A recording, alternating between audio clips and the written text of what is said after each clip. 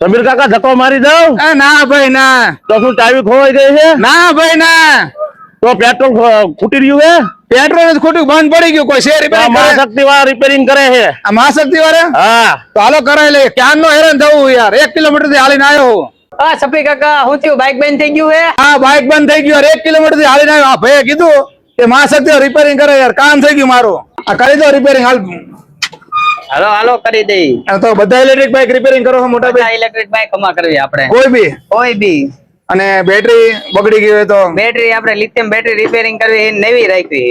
નવી જ રાખો, રિપેરિંગ કરો. હા. અને નાના છોકરાને બધા રમકડા આવે, નાની નાની ગાડીઓ ને એવું બધું, રિપેરિંગ કરવી આપણે. આ જે પડ્યું એવું? હા, એવા રિપેરિંગ એ કરવી, બેટરી નાખવી આપણે બધાનું. હા.